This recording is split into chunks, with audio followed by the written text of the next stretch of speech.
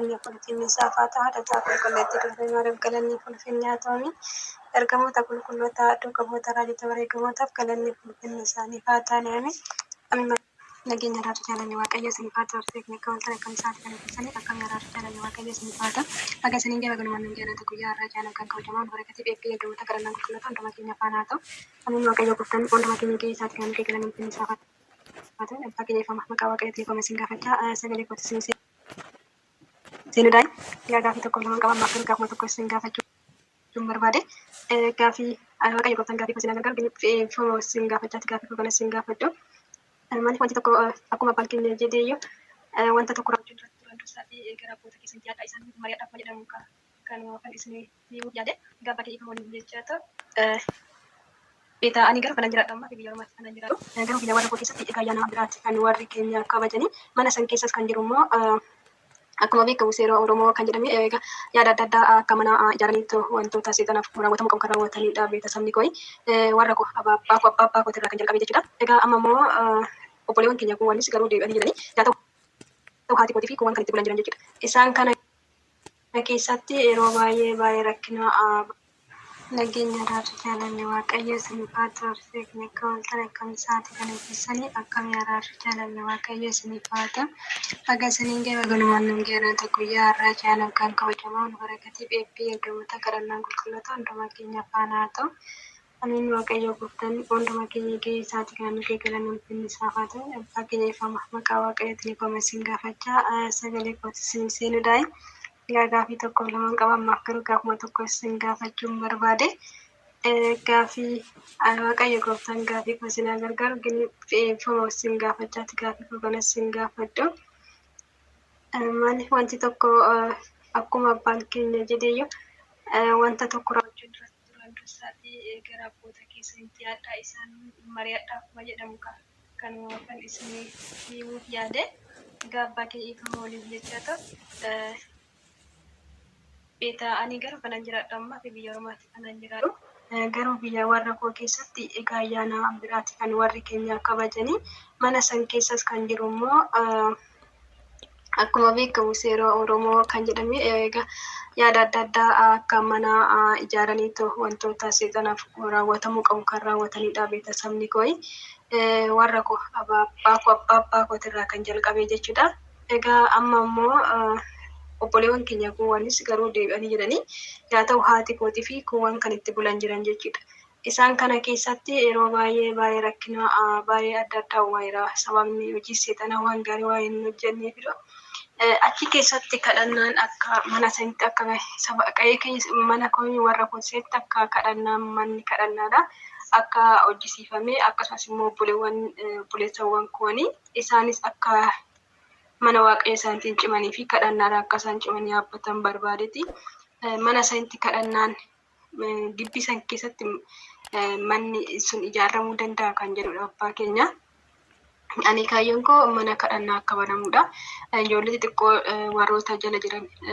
warroota isaan jala jiran akka isaan mana waaqayyootti irraa hin baane akkasumas immoo kadhannaa akka isaan gaggeessanii fi wanti isaanii raawwatamuu qabu hundumaayyuu guutee fi akka isaan mana waaqayyoo isaaniitti cimsan kanan barbaadu. Warroonni waaqayyoon immoo laphee isaanii deebises isaanis haa deebi'anii. Isaan kanarratti manni masgiidaa jira jechuudha. Manni masgiidaa sun iddoo jiru manni kadhannaa kun ijaaramuu danda'a kan jedhudha abbaa keenya maqaa waaqayyo wajjin amanaa godhaati. Mee isa kana duraan dursee isin gaafachuu barbaadeeti. Mee natti maayessan jedha ijaaramuu danda'a masgiidni sun haadha koo itti dubbadheen ture akka diinettis natti mitee turte. Isaan diigu kan jedhan kanaa kaasanii turan wajjin haasa'een ture. Garuu ani immoo manni kadhannaa kun iddoo ijaaramee obboleewwan isaanii xixiqqaawwan ijoolleetti ganaa jalaa dhufan isaan kana hin jijjiira kan jedhu yaadni koo. Maaliif nuti kanee wallaallee banne isaan immoo akka wallaalaa hin taane wanti achi keessatti akka matsaaf quddusiis wanti hundi isaanii guutame odoo mana kadhannaa sun banamee aga tokko deebi'aa deemanii mooda siin gatama kan jedhu yaadete. Namni tokko immoo kiristaanii mana kadhannaa qabaachuu qabadha. Wangeela qulqulluus akkasumas immoo akkuma isin nu barsiiftaniyyuu kanaafiyyuu manni masgiidaa sun iddoo jiru mana kadhannaa kana achitti ijaaruu nan danda'a gibbii sanitti kan jedhu abbaa keenya maqaa waaqayyootiin dhiifama. Waaqayyo sinaa eebbisee eebbifama. Bakka hin balleessetti maqaa Waaqayyootiin dhiifama. Dhiifama abbaa keenya. Egaa qorqoorroowwanis mukas qopheessee akka isaan qopheessan taasisee ture. Qorqoorroo garuu bituudhaaf birrii ergeetan ture. Garuu wanti qirna jedha abboota koo doon gaafatiin hin jalqabu kan jedhu. Maaliif haati koo diigi jennaa hin diigu waan jetteef. Egaa abboota koo gaafadhe wanti kun hin danda'amu hoo ta'e itti deemamuudha. Hin danda'amne hoo ta'e immoo egaa akkuma Waaqayyo Waaqayyootti haa ta'u dheetinanii kanaaf isin gaafachuu dhufe jechuudha. Abbaan keenya ifama maqaa Waaqayyo wajjin mi'a sirratti akka wangeela qulqulluun akka jedhuuf akkasumas immoo seerri mana amantaati irraa bahuun adda seera Waaqayyootti irraa bahuun immoo adda mana addunyaarra nama oofa waan ta'eef seera Waaqayyo keessaa bahuu waan hin barbaanneef yaada kanarratti yaada naa qooda isiniin jedha. Waaqayyo gooftaa isin haa eebbisu. Bara tajaajila keessa isin haa yareessu. Maqaa Abbaa kan Ilmaa kan Hafuura Qulqulluu Waaqa tokkoon ni amanna. Ameen. Nageenyii fi jaalalli Kiristoos lafaa fi bakka jirtutti siif haa baay'atu. Akkam jirta? Nagaa keedhaanis nagaa koodha. Galata Waaqayyoo. Guyyaa har'aatiin kan nu ga'e Waaqni keenya galannii fi ulfinni teessoo isaa Ariyaam irratti isaatiif haa ta'u. Baga ayyaanota guyyaa har'aa kabajamee yaadatamee ooluutiin keessa baga wajjumaan nu geenye. Hunda dursaa gaaffii na gaafatte kanarratti maqaa keessan himne eessarraa akka ta'e jinaaf hin barreessine. Haa ta'u malee garuu gaaffii ati na gaafatte kanaatiif deebii gabaabaa macaafa qulqulluutiin wal qabatee obboloota kee warra biraatiifis yookiin immoo namoota warra kaaniifis deebii guddaa yookiin immoo deebii bal'aa akka ta'uudhaaf deebii gabaabaa qabadhee dhiyaadheera. Egaa hundumti keessan maatiiwwan Waaqayyo warri sagalee kana dhagaa jirtan warri sagantaa kana hordofaa jirtanii wangeeltuu fi deebii fi gaaffii mana kiristaanaa keenya shakkitoonni gaafataniidhaaf deebii gahaa yookiin immoo deebii quubsaa yeroo ammaa kana karaa wangeeltuu fi kan nu darbaa jirudha. Wangeeltuu fi barumsa mana amantaa Ortodoksii Tawaahidoo argachuudhaaf gaaffii fi deebii gaafataniif deebii bal'aa argachuudhaaf yeroo hundumaa viidiyoo karaa chaanaalii keenyaa darbu sabiskiraayibii gootanii akka nu hordoftan yeroo viidiyoo dhaggeeffattan sheerii fi sabiskiraayibii laayik gochuu akka hin daganne sin beeksisaa. Egaa guyyaa har'aa kana armaan olirraati akkuma dhaggeessanii mucaan kun kan isheen jiraattu biyya Dubaay keessadha. Egaa yeroo ammaa kana ammas maatiin ishii sa'aatii kana waaqa tolfamaa yookiin immoo waaqa tolfamaa ta'e godoo ijaaruudhaan yookiin immoo qalma qaluudhaan yookiin immoo gabbara gabbaruudhaan maatiin ishee kan isaan waaqessaa jiranii. Seenaan akkasii kun egaa hunduma keessan bira jiraachuu danda'a. Baay'oolii keessan wanta akkasiin quunnamuu danda'a. Keessumaa immoo kiristaanonni naannaa baadiyyaarra jiraatan eenyu waaqessuu akka qaban waaqni eenyu akka ta'e waaqni keenya isa baraan daangeffamu yookiin immoo waaqa du'u yookiin immoo waaqa baraatiin daangeffamu miti waaqa bara baraatii samii utubaa malee kan dhaabe yookiin immoo lafa dhisa malee kan diriirse addunyaa kana guutuu barruu isaa irratti kan bituuf kan jiraachisu waaqa nuti waaqessinu. Waaqni keenya qalma hin barbaadu, waaqni keenya godoo hin barbaadu, waaqni keenya daddarbaa hin barbaadu. Warreen maatii keessan waaqeffannoo akkasii keessa jiran waan akkasii kana sa'aatii kana wangeela dhaga'uudhaan hojii gaarummaa hojjechuudhaan yeroo itti gara Waaqayyootti deebinu malee waaqa tolfamaa waaqessuudhaan waaqa ormaa waaqessuudhaan bara itti gabbara seexanaaf gabbarru miti. Qaalluun waaqa miti, waaqa tolfamaan waaqa miti. Waaqni keenya Iyesuus Kiristoos qofaadha. Isa qaraanii irra oolee isa dhiiga isaa lolaasee isa addunyaa kanaaf jedhee beeluu nu baase qullaa ta'ee hundaara nu baase isa dhiiga isaatiin nu bitedha Waaqayyo malee wantoota uumama biyya lafaa kana keessatti kamiifillee sagaduu akka hin qabne beekuun barbaachisaadha. Mee isa kana irratti caqas tokko gaaffii obboleettiin keessan isin gaafatte kana lammaffaa Qorontos boqonnaa 6 lakkoofsa 14 kaasnee hanga lakkoofsa 17tti dubbii sagalee Waaqayyoo jiru ergan isinii dubbiseen booda asirratti deebii bal'aa yookiin immoo deebii gabaabaan isinii kenna. Ergaa qulqullicha Phaawulos gara warra uummata Qorontos isa lammaffaa boqonnaa 6 lakkoofsa 14 kaasnee gaafa ilaallu akkana jedha.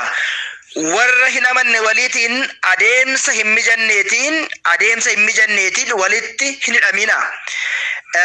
Gaarummaan dabiinsa waliitiin walitti dhufeenya maalii qaba? Efni immoo dukkana waliitiin walitti dhufeenya maalii qaba jedha. Kiristoos Beelhor waliitiin maal walii galtee qaba? Yookiin immoo kan hin amanne warra amanu waliitiin walitti dhufeenya maalii qabaa jedha.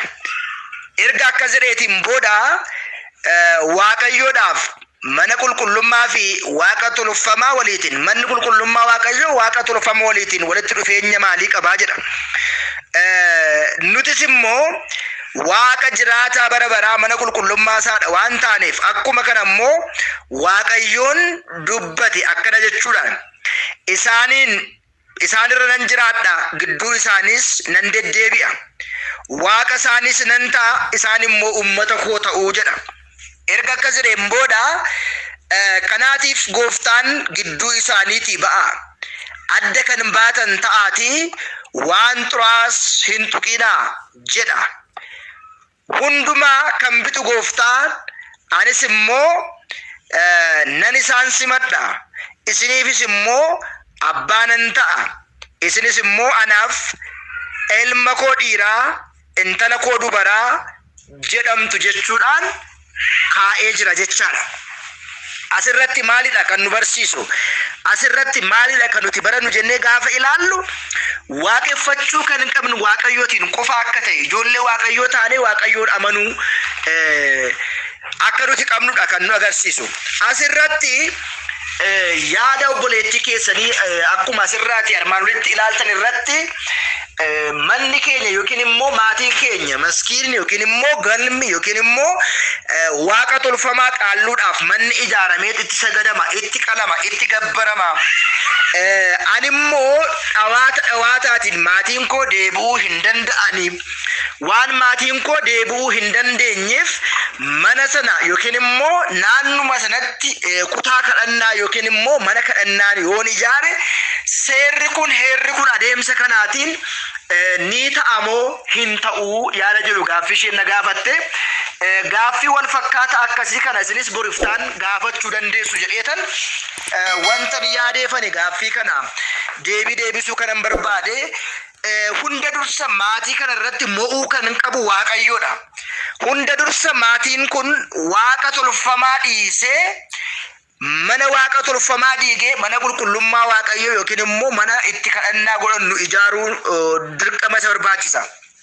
Fakkeenyaatiif gibbiidhuma tokko keessatti waaqni tolfamaa qaallichaan otoo waaqeffamaa jiru mucaan kun immoo mana kadhannaa yookiin immoo kutaa itti kadhannaa gaggeeffattu ijaaruu hin dandeessu jechaadha. Maaliif jennee gaafa ilaallu manni qulqullummaa fi yookiin immoo kadhannaan mana qulqullummaa fi hojiin seexanaa lafa tokkotti mo'ee jiraachuu hin danda'u. Isa kanaaf wanti sii ta'uu malu maalidha as gubbaatti jennee gaafa nuti ilaallu hunda dursa maatii kee amansiisuun sirra jira. Maatiin kee amanuu qaba. Maatiin kee waa'ee Waaqayyoo baruu qaba. Maatiin kee waa'ee Waaqayyoo hubachuu qaba. Maatiin kee sirriitti gadi fageenyaatiin waa'een Waaqayyoo, waa'een wangeelaa, waa'een waaqa tolfamaa, waa'een waaqa qaalluu beekamuu qaba. Waaqayyoon dhiiga hin barbaadu, daddarbaa hin barbaadu, naaf sagadaa yookiin immoo sagada addaa naaf kennaa hin jedhu, korma naaf qalaa hin jedhu, inni naa mana jedha waaqni keenya waan ta'eedhaaf atis isa kana dhimma kana irratti maal gochuu qabda? Maatii kee amansiistee mana kadhannaa yookiin immoo iddootti kadhannaa dhuunfaa kee ijaaruun dura maatiin kee amanuu qabu. Fakkeenyaatiif qulqullichi Iyyaasuun ilma Nawwee macaafa Iyyaasuu boqonnaa 24:15 gubbaa irratti akkas jedha.Anii fi manni koo Waaqayyootiin waaqessina, isinis immoo kan waaqeffattan har'a filadhaa jedhe. Bakka tokko irratti gibbii tokko kee dallaa tokko keessatti waaqeffannoon garaagaraa hin barbaachisu. Laga gamatti abbooliin keessan baqee kan hojjetame waaqa tolfamaa waaqeffattu yoo ta'e kan waaqeffattan har'a filadhaa. Anii fi manni koo Waaqayyootiin waaqessina. Maatiin kee kun lallabamuu qabu. Maatiin kee kun barachuu qabu. Maatiin kee kun gorfamuu qabu. Maatiin kee kun waa'ee Waaqayyoo beekuun dirqama isaanii ta'a. Isa kana deebiin gabaabaan obboloonni akkasii maatiin keessan firoottan keessan waaqa tolfamaa waaqeffannoo addaa keessa jiran gara waaqayyootti akka deebi'an abboolii luboota yookiin immoo barsiisota wangeelaa qabattanii maatii keessan deebisuuf yaaluudha malee galmi qaalluu yookiin immoo galmi seexanaa yookiin immoo galmi hafuura hamaa otoo jiru mana kadhannaa gibbii sana keessatti mana dhuunfaa kadhannaadhaaf ofii keessan yoo qopheeffattan gaarii hin ta'u. Dura waa'ee kiristoosiin maqaa isaa waamuun dura bakki sun qulqullaa'ee kiristoos bakka qulqullummaan jirutti bakka haati isaa qulqulleettiin dubroo maaramee jirutti argama. Bargitti gibbii tokko keessatti yoo ijaarame hafuurri hamaa kun mana kadhannaa isa kana hin tuqa jechuu otoo hin ta'in qulqullaa'ee bifa kanaatiin amanuu qabu. Maatiin kee fudhachuu qabu. Deebii jedhu kanan qabu. Waaqayyoon biyya keenyaaf nagaa walii keenyaaf jaalalaaf cimina amantaa nuuf haa godhu. Wangeeltuu sabiskiraayibii godhaa jechuudhaan deebii keenya guyyaa irraa kanumaatiin ni xumurra. Waaqayyo sin faanaa ta'u obboleettii keenya waaqayyoon haala isheedhaaf haa mijeessu. Warreen mudannoo akkasii gaaffii akkasii yaada akkasii qabdan karaa waatsaappii dhuftanii lakkoofsa bilbilaa diskiriipshin booksii keessa isinii keenya nu barreessuu dandeessu. Waaqayyoon maatii ishee gara nagaa gara jaalalaatti gara amantaa ishee dhugaatti sanaa deebisu. Harka seexanaatti isaan baasee waaqayyoon kan isaan haa taasifatu. Waaqayyo hunduma keenya duukaa haa ta'u. Waan namaarraa nu haa eegu. Nageenyi baraarra jaalalli waaqayyo sana tokkoon akka waltanii akka isaati kan geessanii amiin. Waaqayyo gooftaan keenya hunduma keenya sassaabee tissee yoo nan nuge galanni ulfinni isaaf haa ta'u. Haadha isaa qulqulleetti durbee maariif galanni ulfinni haa ta'u. Ergamoota qulqulloota dhugamoota raajota bareedamootaaf galanni ulfinni isaaniif haa ta'u. Amiin. Maatii keenya uummattee eebbifama. Waaqayyo gooftaa sinaa eebbisu. Sagalee jireenyaa sinaa dhageessu. Haalti mootummaa isaatii sinaa qopheeffatu. Lafa irratti haaltu isaa samii irratti haalti mootummaa isaa sinaa qopheeffatu. Uummattee eebbifamaadha. Yaada naa deebiftanii Waaqayyo gooftaa sagalee jireenyaa sinaa dhageessisu. Akkuma abbaan keenya mana isaa keessatti sinaa qusatu. Egaa Waaqayyo wanta fi afeeyyama isaanii ta'u maxxanas karaa badaana irraatii deemerraa adeemsuu keessaniif eebbifama. Waaqayyo gooftaa sinaa eebbisu. Egaa kadhannaa keessanii hundumaa warra kootis naa yaadadhaadha. Waaqayyo immoo guyyaa qaba seenaa namaa ni jijjiira. Anis isin gaafachuun koo akkuma seera mana Waaqayyoo keessa bahuun barbaanne akkuma wangeela qulqulluurratti akka isin dubbattan aniif manni koo Waaqayyoo waaqessina koo jedhu jechi kun maaliif akkas jedhame? Kanaaf iyyuu abboota koo gaafachuun qaba. Akkasumas immoo seerri kun mana Waaqayyoo keessa na baasaa kan jedhudha. Yaada koo kana isin ibsuuf yaalee ture. Galanni Waaqayyoof haa ta'u. Waaqayyo kan yaada keessan naa qoodan akkasumas immoo kan irraan adeemsiftaniif eebbifamaadha. Waaqayyo gooftaa isin haa eebbisu. Mana tajaajila keessan mana isaa keessatti isin haa qusatu. Iccitii isaa isiniif haa ibsu. Waaqayyo isinis immoo warra koo kadhannaadhaan naa yaadadhaadha. Waaqayyo guyyaa qaba seenaa namaa jijjiira. Haadha kootees obboleewwan kootees ta'us garuu gisee baay'een gaafadha deddeebi'ee gaaffii nan gaafadheef deebii naaf hin laatanii. Egaa Waaqayyo guyyaa tokko immoo deebii isaaniif ni laata. Anaafis immoo Waaqayyo guyyaa tokko hunduma keenya iyyuu akkuma isaan hunduma keenya laphee nuuf haa banu jechuun barbaada. Waaqayyo isin haa eebbisu.